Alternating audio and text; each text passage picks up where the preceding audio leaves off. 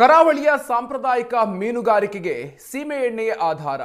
Outboard ಎಂಜಿನ್ಗಳನ್ನು ಬಳಸಿಕೊಂಡು ಕಡಲ ತೀರ ಪ್ರದೇಶಗಳಲ್ಲಿ ಸಾವಿರಾರು ನಾಡದೋಣಿಗಳು ಮೀನುಗಾರಿಕೆಯನ್ನು ನಡೆಸುತ್ತೆ. ಆದರೆ ಇತ್ತೀಚೆಗೆ ಸೀಮೆ ಎಣ್ಣೆ ದರ ವಿಪರೀತವಾಗಿ ಏರಿಕೆಯಾಗ್ತಾ ಇರೋ ಕಾರಣ ಸದ್ಯ ಈ ಸಣ್ಣ ಪುಟ್ಟ ದೋಣಿಗಳು ಕಡಲಿಗೆ ಇಳಿಯೋದಕ್ಕೆ ಸಾಧ್ಯ ಆಗದಂತ ಪರಿಸ್ಥಿತಿ ನಿರ್ಮಾಣ ಆಗಿದೆ.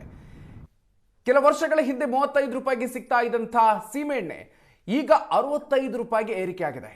ದುಡಿಮೆಯ ಪೂರ್ಣ ಗಳಿಕೆ ಇಂಧನಕ್ಕೆ ಬಳಕೆ ಆಗಬೇಕಾದಂತಹ ಪರಿಸ್ಥಿತಿ ಇದೆ. ಮೀನುಗಾರಿಕೆಯ ಮೂಲ ಇದೀಗ ನಶಿಸಿ ಹೋಗುವ ಹಂತದಲ್ಲಿದೆ ಅನ್ನುವಂಥ ಆರೋಪವನ್ನು ಮೀನುಗಾರರು ಮಾಡ್ತಾ ಇದ್ದಾರೆ. ಈ ಕುರಿತು ನಮ್ಮ ಉಡುಪಿ ಪ್ರತಿನಿಧಿ ನೀಡಿರುವಂಥ ಪ್ರತ್ಯಕ್ಷ ವರದಿ ಇಲ್ಲಿದೆ, ನೋಡ್ಕೊಂಡು ಬರೋಣ ಬನ್ನಿ. ಕರ್ನಾಟಕ ಕರಾವಳಿಯಲ್ಲಿ ಅದರಲ್ಲೂ ಮಲ್ಪೆಯಲ್ಲಿ ಪ್ರಪಂಚದಲ್ಲೇ ಅತ್ಯಂತ ಆಧುನಿಕ ಮೀನುಗಾರಿಕೆಯನ್ನು ಮಾಡಲಾಗುತ್ತೆ. ಹೊಸ ಹೊಸ ತಂತ್ರಜ್ಞಾನಗಳನ್ನು ಬಳಸಿಕೊಳ್ಳಲಾಗುತ್ತೆ. ಅದೇನೇ ಇದ್ದರೂ ಕೂಡ ಅದರ ಬೇಸ್ ಅನ್ನುವಂಥದ್ದು ಇರುವಂಥದ್ದು ಸಾಂಪ್ರದಾಯಿಕ ಮೀನುಗಾರಿಕೆಯಲ್ಲಿ. ಆದರೆ ಸಾಂಪ್ರದಾಯಿಕ ಮೀನುಗಾರಿಕೆ ಅನ್ನುವಂಥದ್ದು ಸಂಪೂರ್ಣ ನಶಿಸಿ ಹೋಗುವ ಹಂತಕ್ಕೆ ಬಂದಿದೆ ಅಂತ ನಾವಿಲ್ಲೇನು ನೋಡ್ತಾ ಇದ್ದೇವಲ್ಲ, ಸಣ್ಣ ಪುಟ್ಟ ದೋಣಿಗಳು. ಈ ದೋಣಿಗಳನ್ನು ತೆಗೆದುಕೊಂಡು ಹೋಗಿ ಕಡಲ ತೀರ ಪ್ರದೇಶದಲ್ಲಿ ನಡೆಸುವಂತಹ ನಾಡದೋಣಿ ಮೀನುಗಾರಿಕೆ ಅಥವಾ ಸಣ್ಣ ಪುಟ್ಟ ದೋಣಿಗಳಲ್ಲಿ ಮಾಡುವಂತಹ ಮೀನುಗಾರಿಕೆ ಸಂಪೂರ್ಣ ನಶಿಸುವ ಹಂತವನ್ನು ತಲುಪಿದೆ. ಇದಕ್ಕೆ ಬಳಸುವಂಥದ್ದು ಸೀಮೆ ಎಣ್ಣೆಯನ್ನು, ಅಂದರೆ ಔಟ್ಬೋರ್ಡ್ ಇಂಜಿನ್ಗಳನ್ನು ಇದಕ್ಕೆ ಹಾಕ್ತಾರೆ. ಅಂದರೆ ಇನ್ಬಿಲ್ಡ್ ಇಂಜಿನ್ಗಳಲ್ಲ, ಔಟ್ಬೋರ್ಡ್ ಇಂಜಿನ್ಗಳಲ್ಲಿ ಸೀಮೆ ಎಣ್ಣೆಯನ್ನು ಬಳಸಿಕೊಂಡು ಈ ದೋಣಿಗಳು ಮೀನುಗಾರಿಕೆಯನ್ನು ನಡೆಸುವಂಥದ್ದು. ಅದರಲ್ಲಿ ನಾಡದೋಣಿಗಳು ಒಂದು ರೀತಿಯದ್ದಾದರೆ ಇನ್ನು ಗಿಲ್ನೆಟ್, ಕಂತ್ಲಿ ಈ ರೀತಿಯ ಸಣ್ಣ ದೋಣಿಗಳಲ್ಲೂ ಕೂಡ ಬಳಕೆಯಲ್ಲಿ ಇವೆ.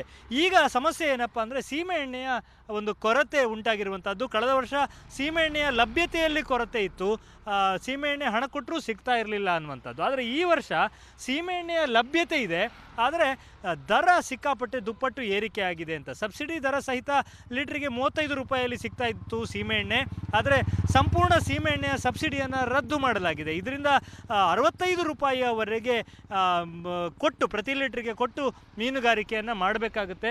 ಭಾಳ ದೊಡ್ಡ ಪ್ರಮಾಣದಲ್ಲಿ ಉಡುಪಿ ಜಿಲ್ಲೆಯಲ್ಲಿ ನಾಡದೋಣಿ ಮೀನುಗಾರರು ಇದ್ದಾರೆ. ಔಟ್ಬೋರ್ಡ್ ಇಂಜಿನ್ಗಳನ್ನು ಬಳಸಿಕೊಂಡು ಕಡಲ ತೀರ ಪ್ರದೇಶದಲ್ಲಿ ಸಣ್ಣ ಪುಟ್ಟ ಮೀನುಗಾರಿಕೆ ನಡೆಸುವಂಥ 4900ರಷ್ಟು ದೋಣಿಗಳು ಕೇವಲ ಉಡುಪಿ ಜಿಲ್ಲೆಯಲ್ಲಿದೆ.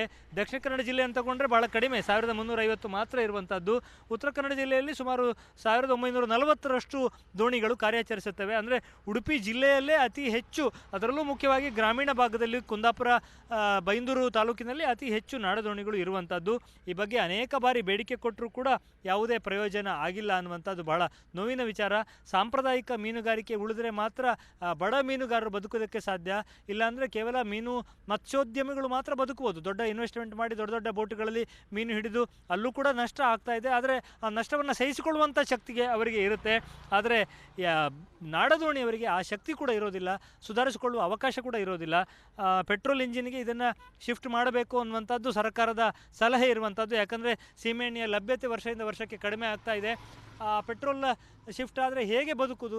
ಸೀಮೆ ಎಣ್ಣೆಯಲ್ಲೇ ಮೀನುಗಾರಿಕೆ ಮಾಡಲಿಕ್ಕೆ ಸಾಧ್ಯ ಆಗ್ತಾ ಇಲ್ಲ, ಇನ್ನು ಪೆಟ್ರೋಲನ್ನು ಬಳಸ್ಕೊಂಡು ಹೇಗೆ ಮಾಡೋದು ಅನ್ನುವಂಥ ಆತಂಕ ಕೂಡ ಮತ್ತೊಂದು ಕಡೆಯಲ್ಲಿ ಮೀನುಗಾರರಿಗೆ ಕಾಡ್ತಾ ಇರುವಂಥದ್ದು. ಸೊ ಈ ಸಾಂಪ್ರದಾಯಿಕ ಮೀನುಗಾರಿಕೆ ಉಳಿದ್ರೆ ಮಾತ್ರ ಮೀನುಗಾರರು ಉಳಿಯೋದಕ್ಕೆ ಸಾಧ್ಯ.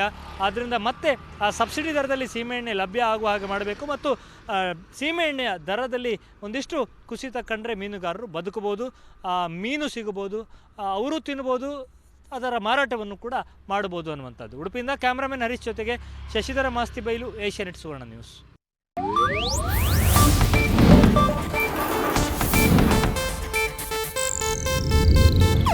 ಇದು ಏಷ್ಯಾನೆಟ್ ನ್ಯೂಸ್ ನೆಟ್ವರ್ಕ್ ಪ್ರಸ್ತುತಿ.